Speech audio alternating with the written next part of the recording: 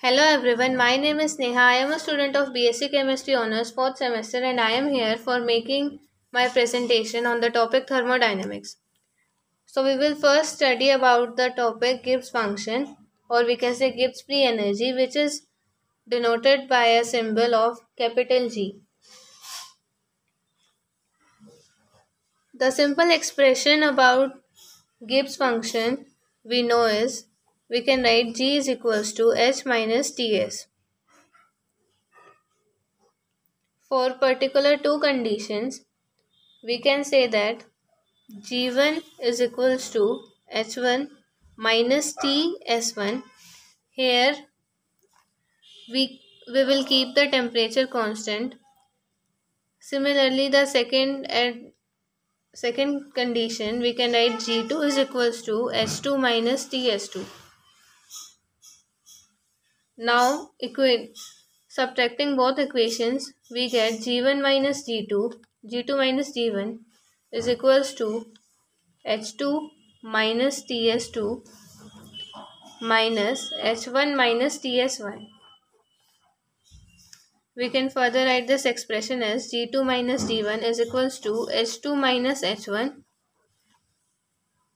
minus T taken as common S2 minus S1. So we can write G2 minus G1 as delta G, whereas H2 minus H1 as delta H minus T as it is, and S2 minus S1 as delta S. Here delta G is the change in Gibbs free energy of the system, delta H is the enthalpy change of the system, and delta S is the entropy change of the system, and T is the temperature which is kept constant in this condition. Now, if we talk about the physical significance of Gibbs free energy, that can be obtained as follows. Let us assume at constant temperature T, we know that delta S is equals to Q reversible upon T. We can also write this expression as T delta S is equals to Q reversible. Now also we know that at constant pressure we can write delta H is equals to delta U plus P delta V. This expression we can write by the definition of enthalpy change. Now we can substitute the value of T delta S and delta H in the above obtained equation. Hence we get delta G is equals to, by substituting the value of delta H as delta U plus P delta V, and minus by substituting the value of T delta S as Q reversible. We can rewrite the equation as delta G is equals to delta U minus Q reversible plus P delta V.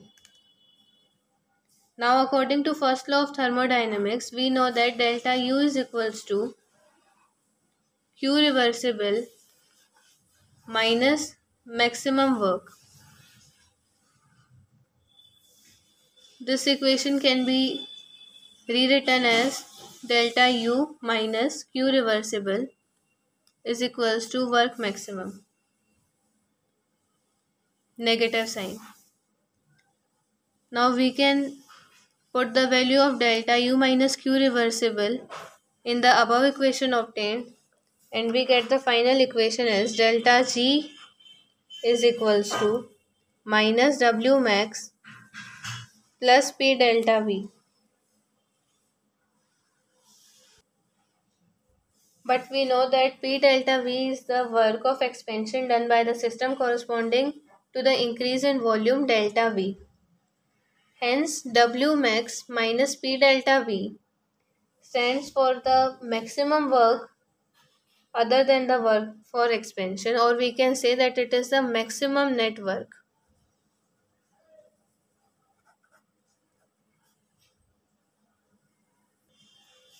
Now we will study about the variation of Helmholtz function work function with temperature and volume. As we know that the equation A is equals to U minus Ts. Now by doing complete differentiation of this equation, we get dA is equals to du minus Tds minus sdt. Now by definition of entropy change, we know that ds is equals to q reversible upon T. Further, from the first law of thermodynamics, we know that this can be written as du minus small work done, which is represented by this symbol, upon T.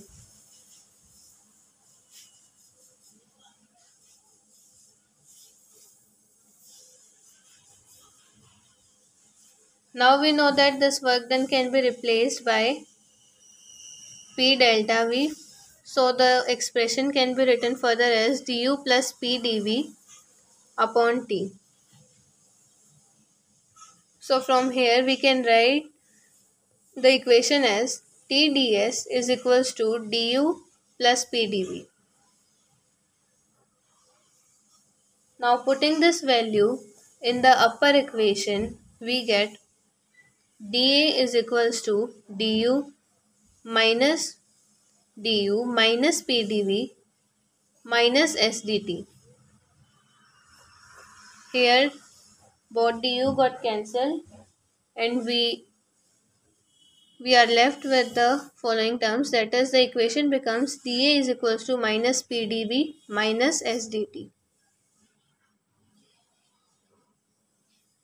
Now we will consider some particular cases. The first case is if the temperature is kept constant, then the value of dt becomes 0. And if dt becomes 0, then the following equation becomes dA is equals to minus P dV. This is at constant temperature. So we can also write dA upon dV at constant temperature is equals to minus P.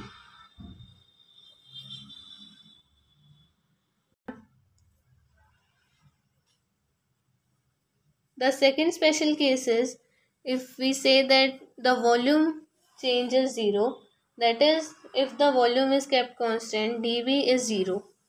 So in that case, dA at constant volume can be written minus S dt.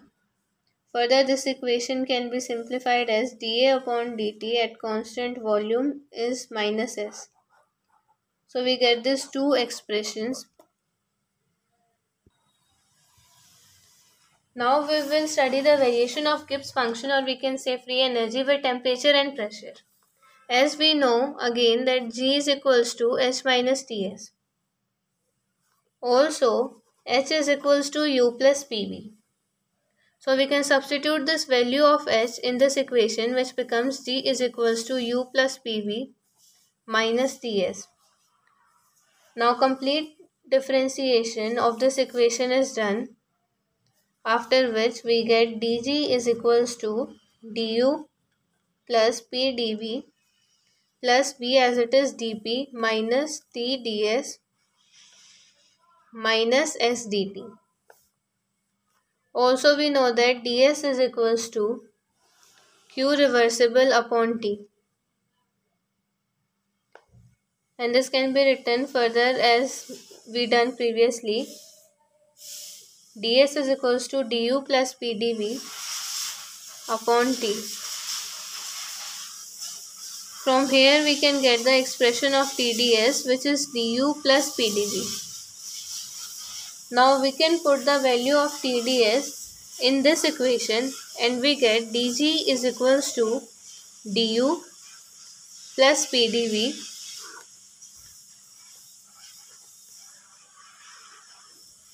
plus VdP minus SdT minus du minus PdV. After cancelling the terms, we get the final equation as dg is equals to vdp minus sdt. Now from this expression we can conclude two results at two different conditions. If we take constant temperature, that is temperature is kept constant, then dt is equals to 0. Again dg is equal at constant temperature is equals to vdp, or we can write it as dg upon dp at constant temperature is equals to v. Similarly, we can say that the another special case for where the pressure is kept constant, that is when dp is 0. In that particular case, we get the expression as dg at constant pressure is equals to minus s dt. We can write this expression as dg is equals to dg upon dt at constant pressure is equals to minus s.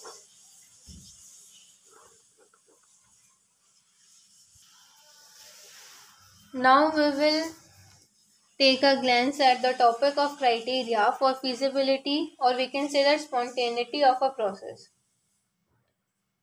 As we know from the Clausius inequality that for the spontaneity of any kind of chemical reaction or any kind of thermodynamic process to be held, we can say we have a relation that delta S system plus delta S of surroundings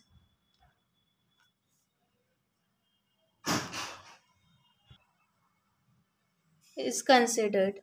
If delta S of system plus surrounding is greater than 0, then the process is irreversible, that is, it is spontaneous or feasible. If delta S plus system plus surrounding, delta S of system plus delta S of surrounding is equals to 0, then the process is reversible, that is, the system is in equilibrium. Now we will derive the expression for Gibbs-Helmholtz equation.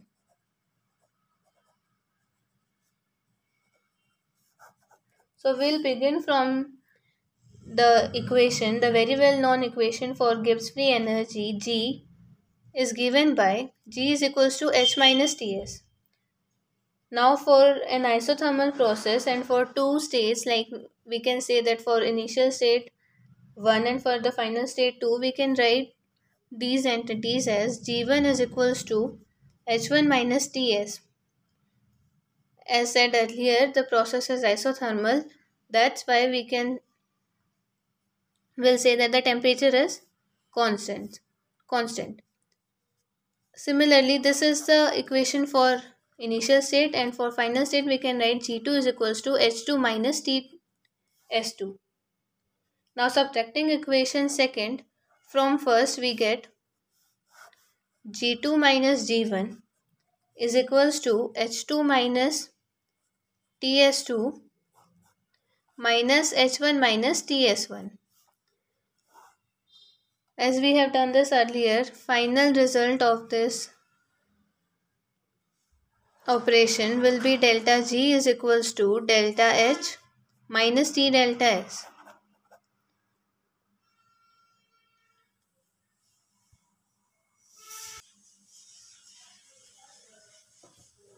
Also we know that delta H is equals to U plus PV. So we can write G is equals to U plus PV minus Ts. Now differentiating this equation completely, we get dG is equals to du plus pdv plus vdp minus tds minus sdt. Also we know that ds is equals to q reversible upon t.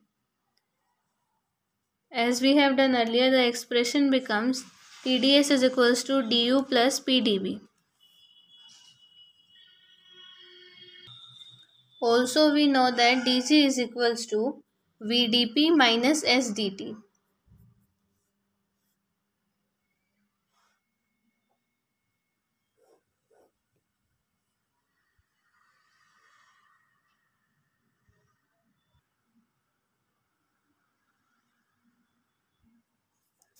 Now we will study the third law of thermodynamics.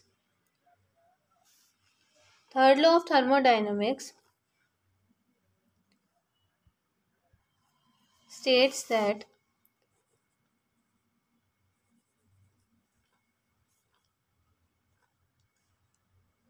the entropy of all perfectly crystalline solids may be taken as zero at the absolute zero temperature.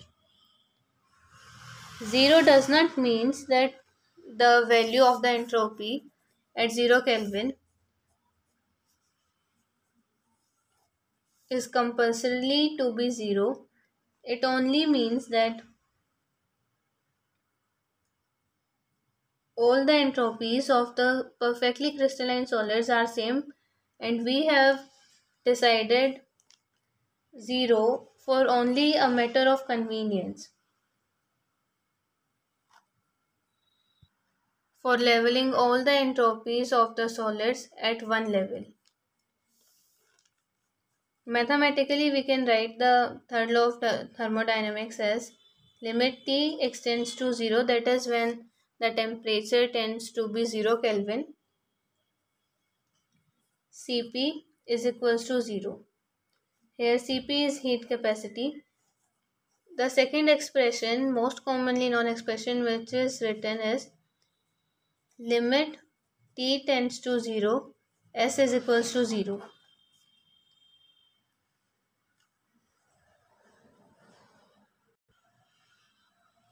Importance of the third law, evaluation of absolute entropies. Third law of thermodynamics is very important for calculating the absolute values of entropies. So let us derive the following formula. As we know that ds is equals to dq upon t. Also we know that Cp is equals to du dq upon dt. From here we can write that dq is equals to Cp dt. We can replace this value from here and write the resultant equation as ds is equals to Cp dt upon t. We can rewrite this equation as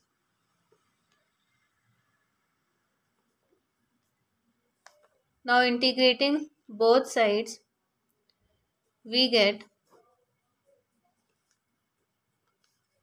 the limits are from T0 to temperature T, and for entropy it is from S0 to S.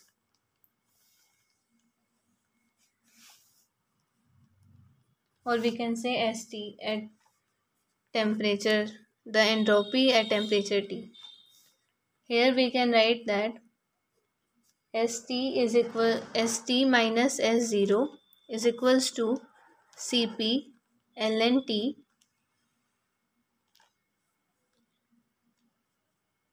minus T0. As we know that this is 0 Kelvin temperature, and also we know that at 0 Kelvin temperature the entropy is 0. So here S0 is equals to T0 S0. We can write the following expression as St is equals to Cp ln T. This is the expression for calculating the entropy at a particular given temperature T, where Cp is the heat capacity. We can further simplify this equation as St is equals to 2.303 Cp log T.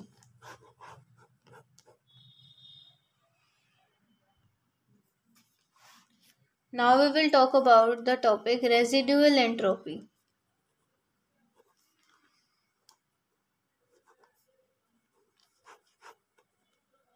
Residual entropy can be defined as the entropy of the solid which remains at temperature is equals to 0 Kelvin.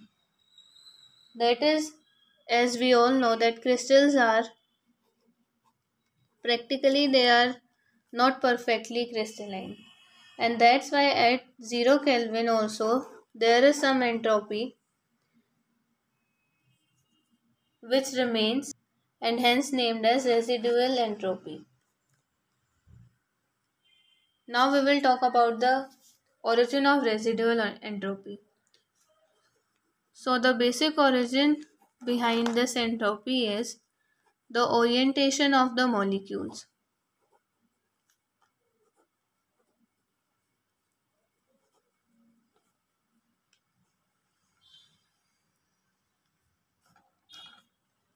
Which lead to the residual disorder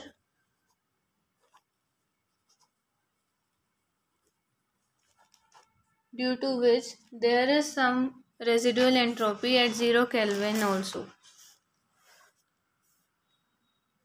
Now let us see the expression for the calculation of this residual entropy. This residual entropy can be calculated by applying the Boltzmann formula,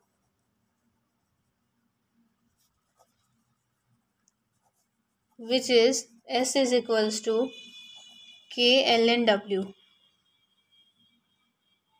Here W is the probability, thermodynamic probability, or we can simply explain it as the number of possible orientations that a molecule is equal probable to adopt. And here K is the Boltzmann constant. Let us take an example of a molecule CO. As we know that there are two orientations that are equally probable in this case, that is CO, CO, OC, CO, OC, OC. Therefore, we can say that same energy can be achieved in 2 raised to the power n different ways. So here the thermodynamic probability, that is the value of W, is 2n. Hence we can write that S is equals to K ln 2n.